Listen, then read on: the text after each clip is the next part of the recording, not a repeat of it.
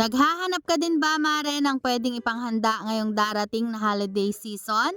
Nako, mare, perfect nga itong ating lulutuin ngayon. Kaya naman tara at samahan mo ako hanggang dulo para naman ma-share ko sa iyo kung paano ako magluto nitong napakasarap na pansit palabok o pansit malabon. Una nga mga mare, lutuin muna natin yung ating mga gagamiting pang toppings at una na nga dyan itong ating pork liempo.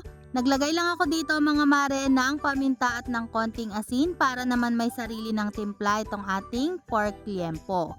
Hindi po ako naglagay dito ng mantika, so hihintayin lang natin itong kusang magmantika at hanggang sa mag golden brown na po ito.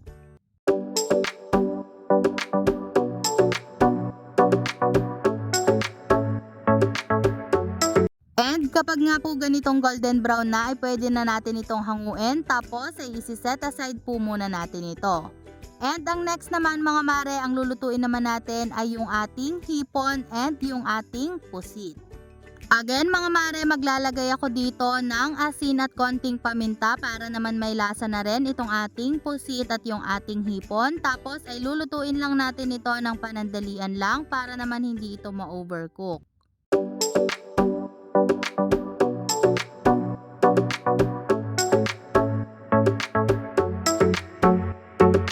And after 1 to 2 minutes mga mare ay pwede na natin hanguin itong ating pusit at yung ating hipon at isi-set aside po muna natin yan.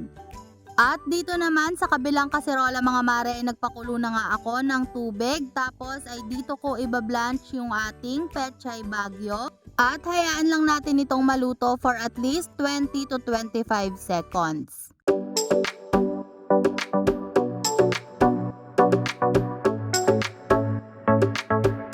At pagkahango nga natin ng ating pechay bagyo using the same pan mga mare ay dito ko na nga rin lulutuin itong ating palabok noodles or yung ating pansit malabon. And then takpan lang natin yan ng mga ilang minuto.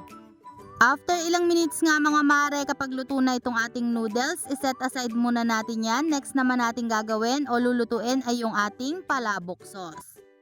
Gagamit nga tayo dito mga mare nitong Mamasitas na palabok mix at tutunawin lang natin ito sa tubig.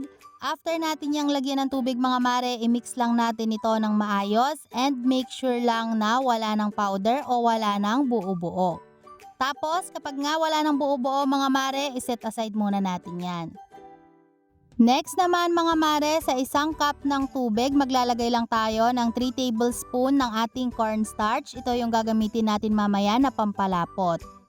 Next naman mga mare, dito sa ating pan ay naglagay lang ako ng konting mantika. Tapos nga igigisahin na natin yung ating sibuyas at bawang.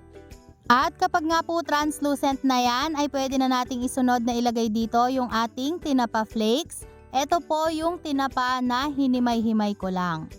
At gigisahin lang natin to mga mare ng mga ilang minuto. And then after ilang minutes ay pwede na nating ilagay yung ating annatto powder o yung ating aswete powder. Kung wala naman po kayong annatto powder, pwede kayong gumamit ng buto ng atsuete. At gigisahin lang din natin to ng bahagya at pagkatapos ay maglalagay na rin ako dito ng paminta.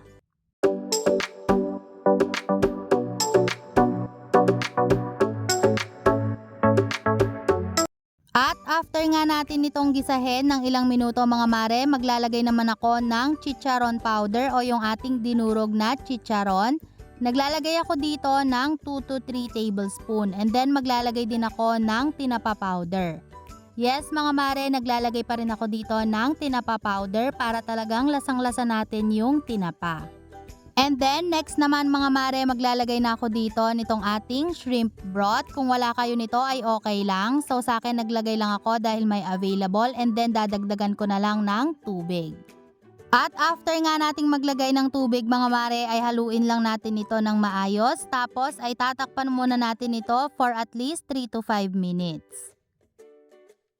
At after 5 minutes na pagpapakulo, ang next naman mga mare ay maglalagay na tayo dito ng mga pampalasa. So maglalagay ako dito ng shrimp cubes and naglagay din ako mga mare ng 3 tablespoon ng oyster sauce.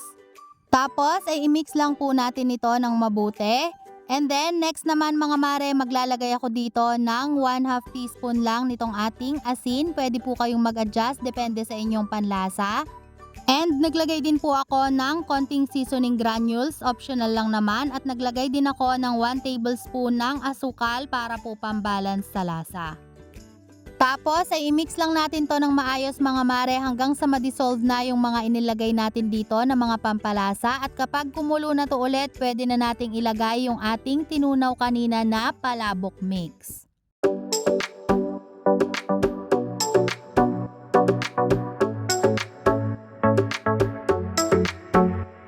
At next naman mga mare, ilagay na natin dito yung ating tinunaw kanina na cornstarch o yung ating slurry. Dahan-dahan lang po dapat o paunti-unti lang dapat yung paglalagay natin dito ng slurry mga mare para matansya natin kung gaano kalapot lang yung gusto natin sa ating sauce.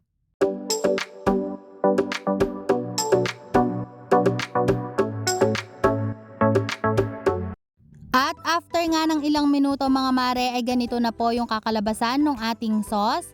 Para sa akin mga mare, okay na yung ganitong lapot ng ating sauce. Kaya naman babawasan ko lang ito ng konti para naman meron tayong gagamiting pang toppings mamaya. And then next naman ay ilalagay ko na dito yung ating niluto kanina na palabok noodles o yung ating pansit malabon. At imimix lang natin tong mabuti mga mare hanggang sa makot na ng ating sauce yung ating mga noodles.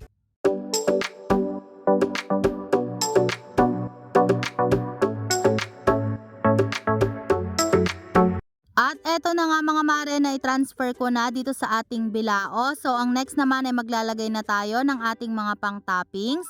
At para naman talagang masarap at saucy itong ating pansit malabon ay maglalagay pa nga ako dito ng ating sauce. Eto nga yung ibinawas ko kanina dun sa ating sauce.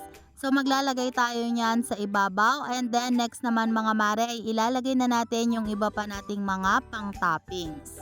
At depende na sa inyo mga mare kung ano yung mga gusto nyong ilagay na mga pang toppings. Sa akin ay naglagay lang po ako dito nung blinanch natin kanina na pechay bagyo. Naglagay din ako ng durog na chicharon and yung ating fried garlic. And naglagay din ako dito mga mare ng dahon ng sibuyas at syempre yung iba pa nating mga pang toppings. At syempre mga mare, hindi nga makukumpleto itong ating pansit malabon o pansit palabok kung wala tayong nilagang itlog sa ibabaw. At ganun nga lang kadali mga mare at meron na tayong panghanda ngayong darating na holiday season, ang ating napakasarap na pansit malabon o yung ating pansit palabok.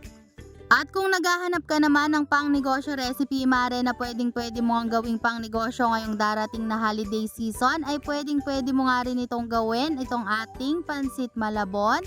Pwede mo itong gawing pang-negosyo gamit nga ang bilao o kaya naman ay gumamit ka ng styro katulad nito.